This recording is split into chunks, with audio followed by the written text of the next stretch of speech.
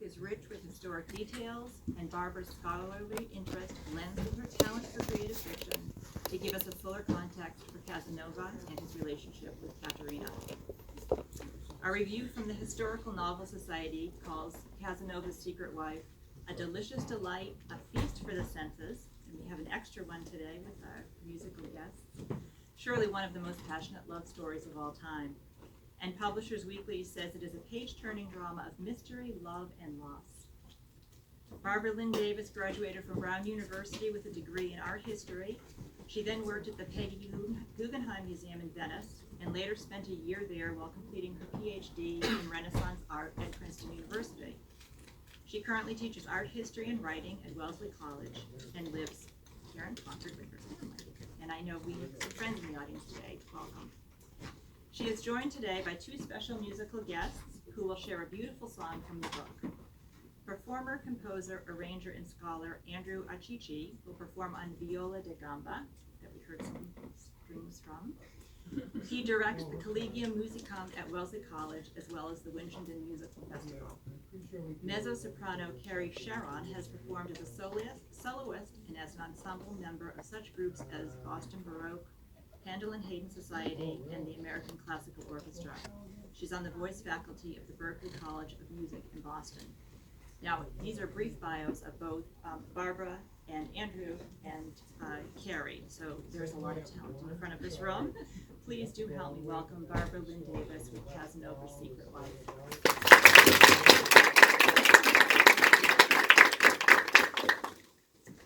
Thank you, everybody, for coming and to enjoy the story and the music in the book. And thank you to the Concord Bookshop for hosting us. I think I don't need my glasses yet, but soon I'm going to need them. It's a special pleasure to be here in Concord because, of course, it's my hometown. But I've also been thinking lately about how I don't think I would have written this book, maybe, if I hadn't moved to Concord. Because back in 2004, soon after we moved here, I took my daughter for the obligatory Orchard House trip. And I'm not sure how much she got out of it. She was 5. But I remember standing on the second floor in Louisa May Alcott's room, and she has that desk that's built in between two windows, and I looked out over the green fields and through that old shining glass, and I remember thinking, I want to write a novel. And that novel eventually became Casanova's Secret Wife. So in my short talk, this afternoon, I have a few goals. I want to tell you something about how I came to fall in love with the city of Venice, how I discovered this true love story that is at the core of the book, because it is true, and so there was a moment of finding it, this story, where it fits into the life of Giacomo Casanova, and why I chose ultimately to tell it from the woman's point of view. Can everyone hear me pretty good? So I first became enchanted with Venice after college, while I was an intern, as Dawn mentioned, at the Peggy Guggenheim collection. Some of you have probably been to this jewel of a museum that is one of the best museums in the world, most beautiful. This was a competitive internship at the time. I had to apply for it 2 times to get it. But when I got there, I learned that it is a terrible internship, and all you do, you're laughing because all the Wellesley students know that to this day it is still a terrible internship. You stand around in the galleries and you guard the paintings all day on your feet. But even though it was a very boring job, these 3 months I spent in Venice was a turning point in my life. And that's because I lived in the neighborhood of Dorso Duro, right near the museum, and I lived with an 86-year-old impoverished countess, or Contessa. I don't even know that I ever knew her first name. She always made me call her Contessa. And all the scenes in my story of Caterina Concreta's home in Venice are actually taken from my memories of this apartment I shared with the Contessa while I lived there. It wasn't particularly large or fancy because she really had very little money, in fact, but there was something magical about it. I think it's because it looked over the Giudecca Canal, which is a very wide canal in Venice, and the light would come in off the green water and kind of dance on the painted furniture and the gilding and the oriental carpets, and I just fell in love for a whole lifetime in those 3 months. So I returned home from these months in Venice, and I was sure that I wanted to get my PhD in art history, focusing on Venice. And when you work on Venice, because it is such an unusual place, you kind of just want to consume everything about Venice, even if it's not particularly in your period. And so while I was studying for my general exams, I came across this citation for the memoirs of the Venetian Giacomo Casanova. And I thought, first of all, I didn't really know that Casanova was a real person. And I bet there's a few people are nodding, probably a few people in this room, as I see, who also didn't quite realize that maybe Casanova was a person who really lived, and certainly not that he was a Venetian. I had no idea. So I went to the library, I found all 8 volumes of his memoirs, thousands of pages, this is when I had more time on my hands, and I dove in to start reading. And just among friends here, I can tell you that I found myself falling in love with him. I remember sitting in my living room in the middle of the night. We were living in Ann Arbor, Michigan. My husband is smirking and feeling a little bit like I was cheating on him. I just got married. Then there I was up in the middle of the night, pouring through these memoirs and just finding that he was really kind of getting into my headspace a bit. In these memoirs, he comes across as just infinitely clever, funny, adventurous, he's a risk taker, and of course he's very seductive. So I adore him, and I still do. In the 3rd volume of the memoirs, I came across his affair with a young woman he calls only CC, which is just the letters CC. And this is very typical. He doesn't usually identify the full names of his lovers to protect their identity. But in later years, scholars have been able to figure out who many of these women were. And in the case of CC, an Italian scholar figured out at the beginning of the last century that CC was Caterina Capretta. He found her birth and marriage records in Venice, this scholar, and determined that in fact she was only 14 years old, just as Casanova had said when she met him. So many of you probably will know that Juliet was only about this age when she falls in love with Romeo. So you might be dismissing it in your mind, thinking, well, things were really different back then. 14 was like our 20, right? But in fact, in Venetian society at this time, 14 was considered too young to be involved in a love affair and to be getting married, which is why her family, one of the reasons they became quite upset when Casanova entered her life. In any event, I tore through the pages of this love affair in the memoirs. Their story struck me as one of passion, hope, desperation, tremendous loss, and also a very deep love. And I was really haunted by their experiences together. So if I say deep love, you might be thinking, really? What are some adjectives that come to mind with Casanova? If I just ask you, like, what adjective? Playboy, okay, good. What else? Womanizer. Womanizer, okay, good. Dashing. Dashing, Nancy's already smitten, okay. Bad boy. Bad boy, okay. Would you be a pedophile now? Okay, we don't want to go in that direction, but thank you for all right. Okay, so one of the things I'm hoping that the book does accomplish, it wasn't my main goal, but I do hope that it challenges a bit the myth of Casanova, because it's true he had 122 lovers in his lifetime. Someone went through the memoirs and counted them all up. It's 122, and I'm sure there's a few others. But it's not in the thousands. Many people, if they just are asked randomly how many lovers did Casanova have, they think it's going to be over 1,000. But the main point is that the sense in reading these memoirs is very different from our modern sense of a man who just kind of carelessly is a playboy and he's already kind of looking for the next one while he's with this one. Instead, he's 100%, 110% with each woman he's with for the time that he's with her. And then things happen and he moves on for various reasons that are never of his own doing. But it's not this careless sense. And I'll even go a step further to say that I think he's a bit of a proto-feminist in a way. He really appreciated the whole woman. He appreciated women's beauty, but he makes a big point of saying a woman also has to be intelligent to hold your interest. And one of my favorite quotes from him is, "A beautiful woman has a mind of her own." So what makes Caterina stand out? Well, she was beautiful. Casanova tells us she had large black eyes, black hair, and alabaster skin. And he also tells us that she was lively, full of candor, and had an unspoiled nature, at least until he came around. But more than being so extraordinary in herself as a woman, I think it's more the role she played in his life. And isn't it so true that there are these moments in our lives when we're just open to someone changing our lives? And I think that's where she fits into his story. She's the only woman I know of that he exchanged private vows with, intending to marry her, and he tried incredibly hard, using every trick up his sleeve, to convince her father to let them marry.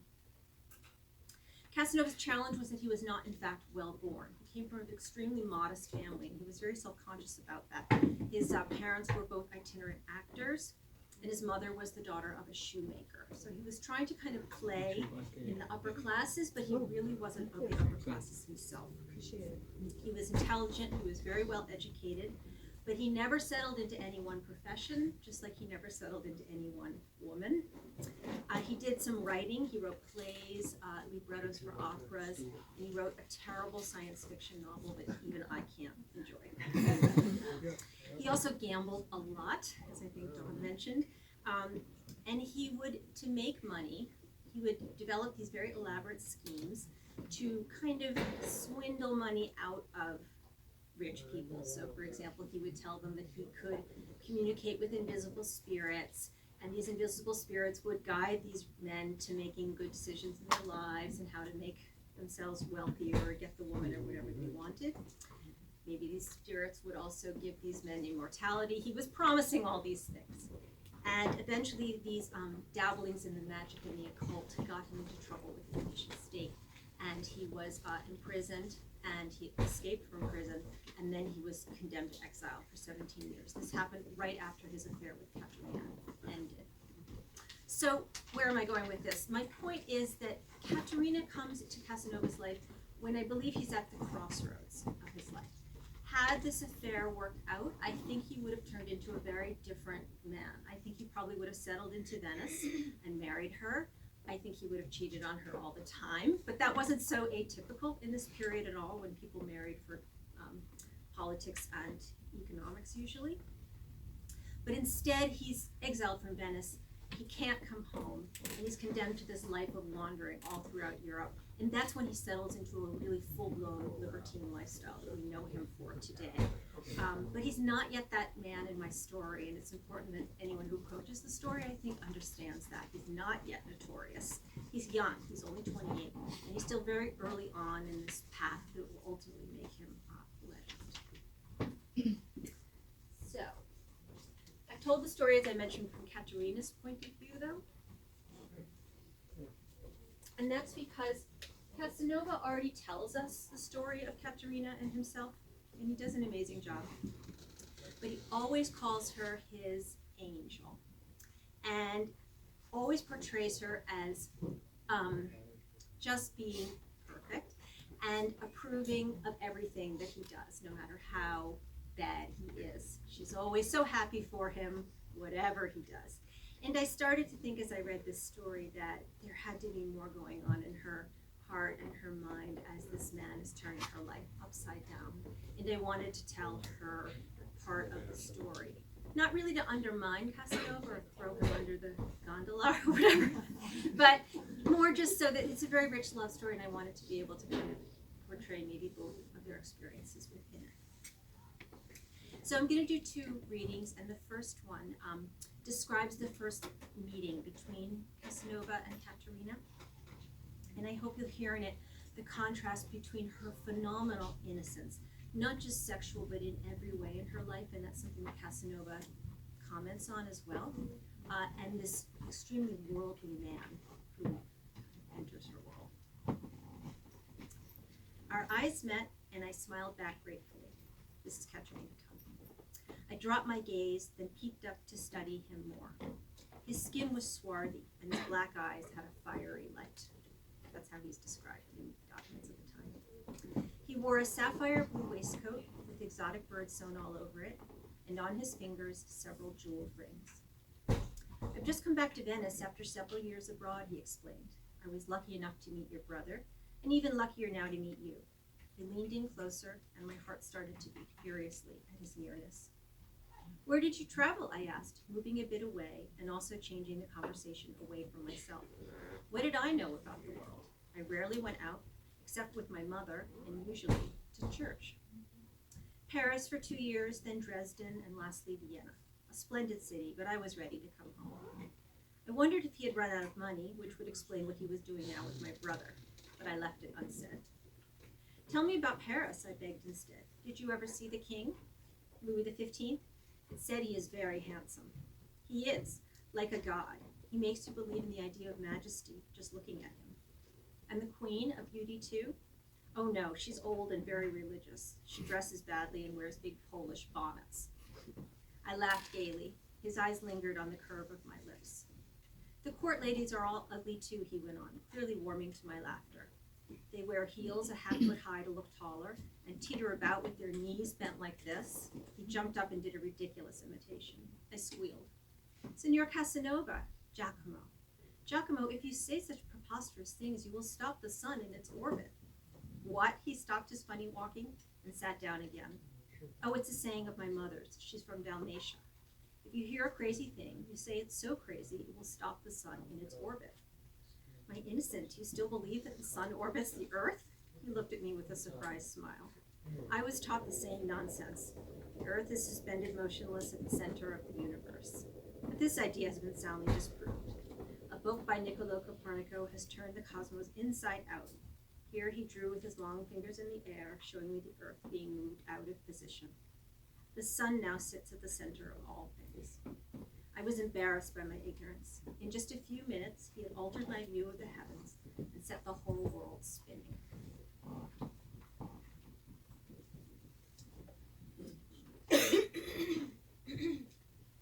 So, an important thing to understand, Casanova calling.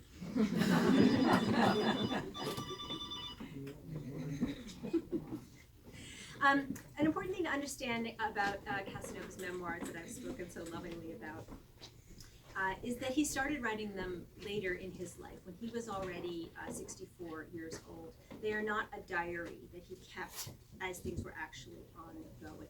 He was living in exile again. He got kicked out of Venice a few times, and this time he was in Czechoslovakia, living in an old castle. He was a librarian to a count, which was a pretty boring job for the adventurous Casanova to have, and he knew that.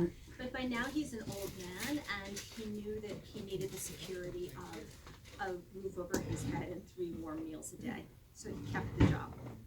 But he was far away from home. He was intensely lonely. He knew he was going to die there. And he wrote to a friend that writing his memoirs were the only remedy to keep from going mad or dying from grief. The act of writing allowed him to relive his whole amazing youth. And he tells this friend that writing was such a joy for him. I'm looking right at my writing students. Writing was such a joy that 13 hours felt like 13 minutes. That's how involved he was in his story. So for those of you who find writing a chore, maybe you're just not writing about the right thing. So because he wrote his memoirs so long after the events occurred, however, it's always been questioned, well, how much of them are true? Did he make up a lot of things? Did I write a work of fiction that's actually based on another work of fiction?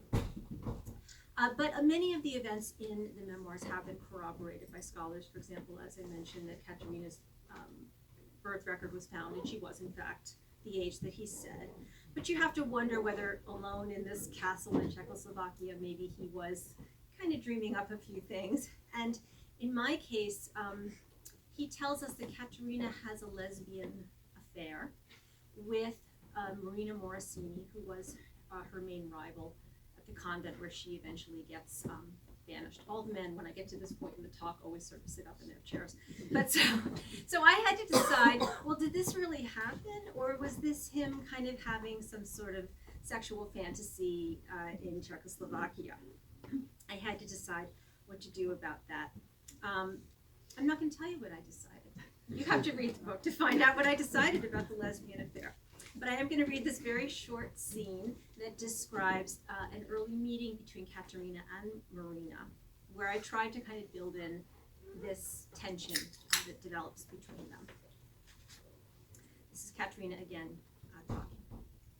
Enchantée, she said in French when I showed up and told her my name. She acted as if we were destined to be friends, clasping both my hands and kissing my cheeks. I followed her into her room, my eyes popping at all the luxury. At the convents at this time, you could bring your own furniture. And in the prisons, too. You furnished everything yourself. You must smile for me, Katerina, she said, taking a seat on the sofa and patting a cushion to beckon me next to her. You may be unhappy now, but I will show you how to be happy here. How do you know I am unhappy? I asked, still standing awkwardly. But of course, every girl dumped at the convent was unhappy. Why wasn't she? Your eyes tell me you are sad, she said. They are the windows into our souls. Do you miss someone? She patted the cushion again and gave me an inviting smile. This time I came over to sit beside her. She asked me again. I do, I confessed, wanting to draw the warmth of my love over me. I do miss someone, desperately. Tell me, she urged. You can tell me all of your secrets. So that is the end of what I'm going to talk about in the book. I know we're all eagerly awaiting the music. Do you want to say anything about the piece, Andrew, or do you want me to just tell where it is in the book? Yeah, so the first piece that Andrew and Carrie are going to perform is Robin, Gentle Robin.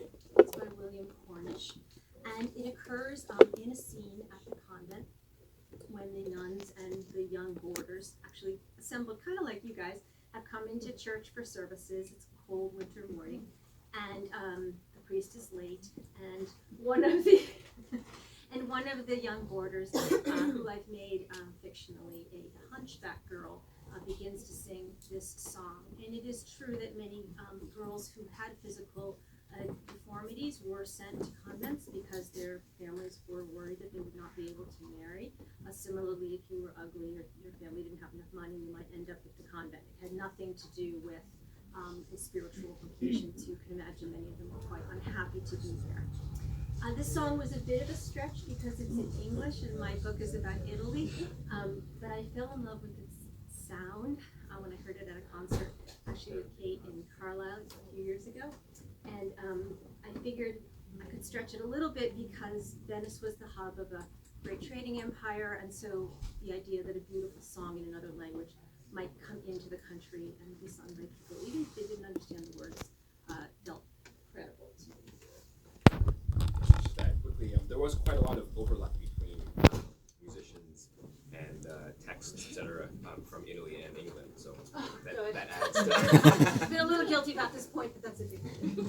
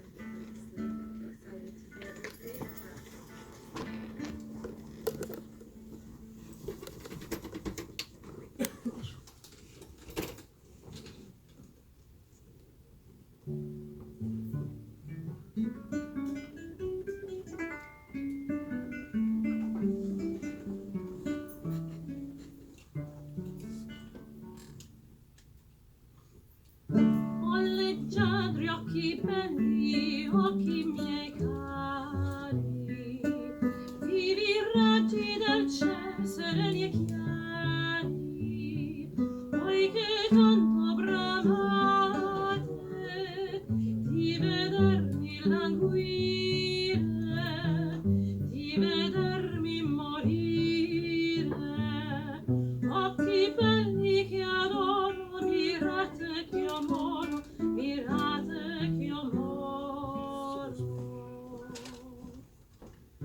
O serene mie luci, o luci amate, tanto crude al mio amor quanto spietate, voi che tanto godete della fiamma che io sento, del mio grave tormento,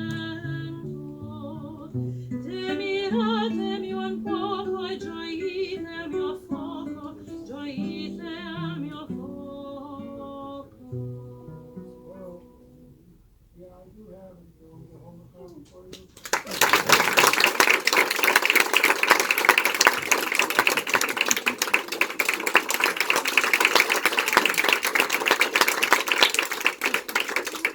Happy since I have the opera singing waiter at my 50th birthday party. Sing an aria.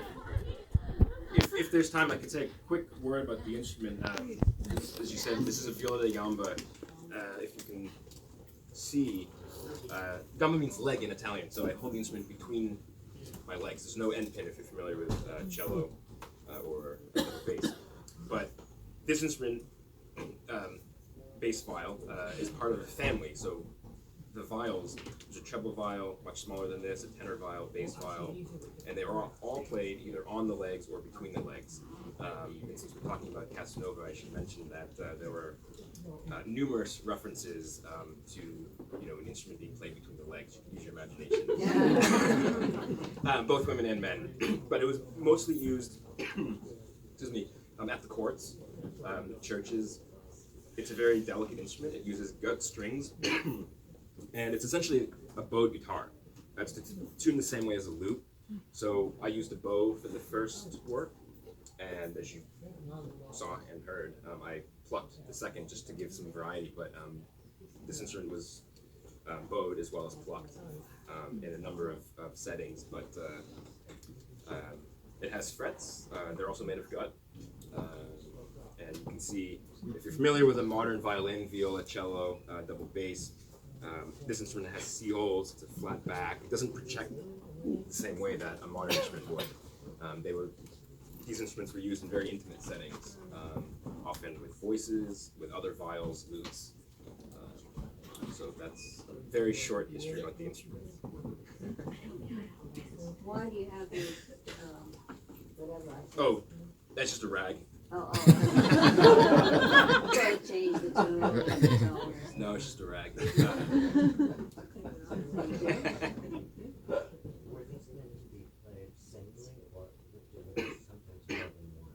Often more than one, but for instance, this works just with one voice and viol. I mentioned that it's similar to lute, so these songs could easily work with lute. They could work with several lutes, one viol, several viols. Much of this repertoire is flexible. So, I mean, if and when we do it again, it probably would be very different. Some of these are semi-improvised, meaning that there's basic information on the page, and then like a jazz musician or folk musician, you're supposed to do something with it. So most of these early works are sketches. You have to do something. You have to be knowledgeable about the repertoire and the traditions and the history, etc. But if you just do what's on the page, it's not that interesting. Just like a jazz musician or folk musician. To answer your question, it works with just one. Because you can play. For instance, you can just play one note. You can also play a very lush chord. So you can, accompany a voice. You can accompany yourself. Was the projection issue the main reason why it sort of got taken over by other Yes. modern periods? So as the middle class grew, larger concert halls were being built. So you had larger ensembles, the orchestra, Right. and viols, lutes, recorders, they don't project. They weren't designed to project in large concert halls. But it's a very intimate instrument, and it blends very well with voice or voices. I mean, what's a great combination is several voices and several viols. The idea is that, like instruments played in consort settings, so you would have several viols, and that's a consort, a viol consort. You would have several recorders, so different sized recorders, and that would be a recorder consort. And then something that was popular in British Isles was the broken consort, where you had different instruments from different families. So you would have a recorder, a lute, a viol, and then musicians started exploring. But it was very common for a wealthy person to have a chest of viols. So a luthier, an instrument maker, would make a set of viols, and they would be proportional based on whatever that first instrument was, so that the treble, tenor, all the size instruments were proportional. It was very common for wealthy families to have a set of recorders, a set of viols, a set of lutes. And is this an older? No, this is an instrument made in 1994, and actually the original is from 1701. It's based on a Venetian model, and I believe the original is in a museum in Venice. I haven't seen it, but I have exchanged emails with the The luthier. original of your instrument is in Yes, Really? yeah, in Venice. But you'll often see this is a very Italianate scroll, but a number of viols would have very lavish scrolls. So sometimes you'll see a lion's head.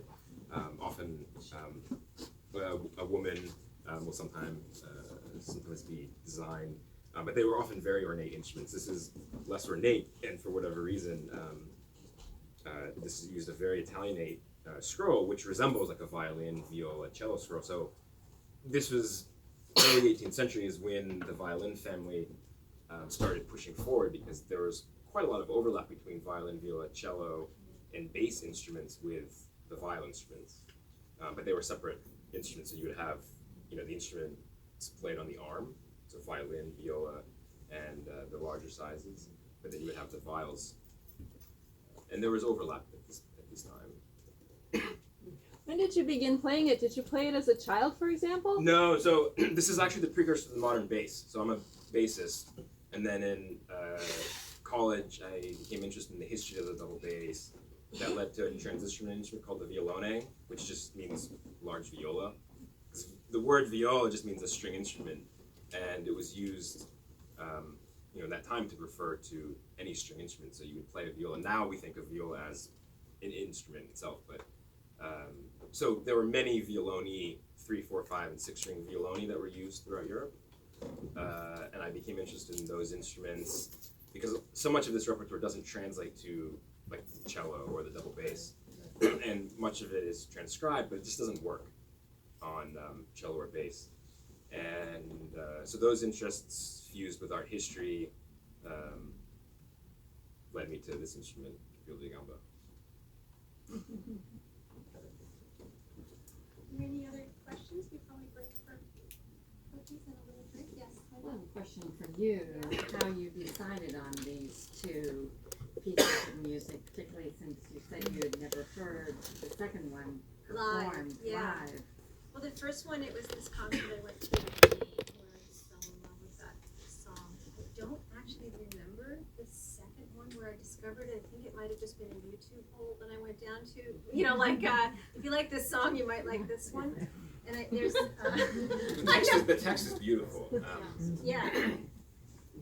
But I don't remember the moment of finding it. But when I found it, I became obsessed with it. There's this version on YouTube sung by not nearly as beautiful a singer as you are. It's by this man at his piano.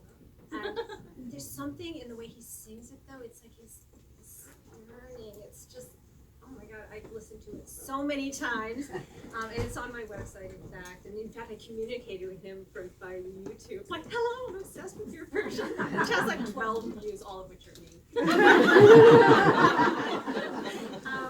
So I think that one was just happenstance, but I just wasn't singing. Well, I have a question for you, Jim. Yeah. How would you say you know the book took a number of years. How would you say you were changed by writing this book? Personally, Yeah, what happened to you? And what did you discover? Or and when you started what you I think I learned that I could jump off the world of history and I could imagine some things. You know, when you've been trained only as a historian, you're afraid to take any step away from the historical record. In fact, when I talked to my advisor about this book, she was like, I could never do that. I could never leave the historical record. It's terrifying for a historian that you might just start to make things up. But I'd already a little bit started to make things up in my dissertation, so just a little. So, no, just teasing. But I was kind of I had a little bit of flights of fancy with my dissertation in those last months. I remember I was ready.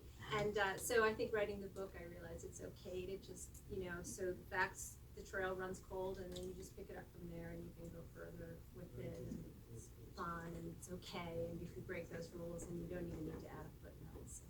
It freed me. I have a question Yeah. in relation to that. I was intrigued when you were talking in the beginning about living there with the Contessa Yeah. and the ambiance and the history and all of the excitement.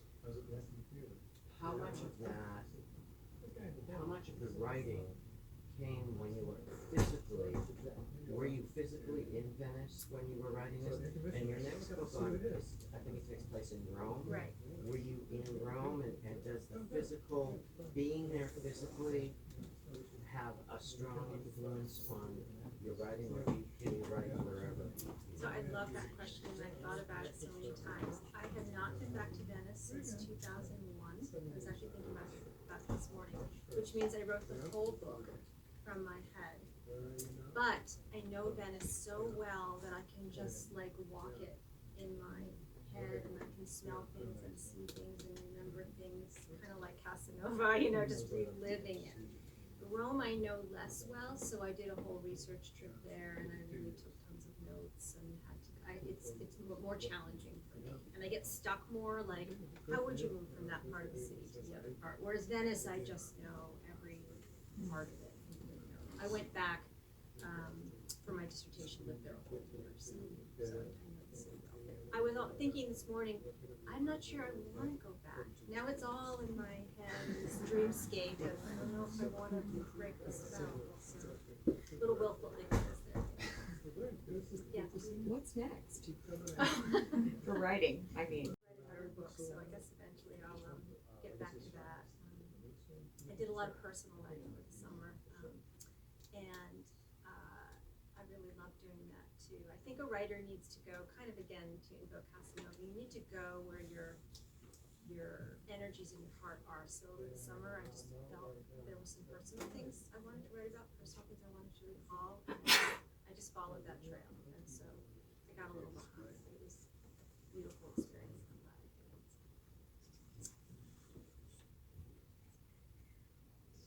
Thank you all so much. Please come enjoy some cookies with us and some Pellegrino. Thank you for coming.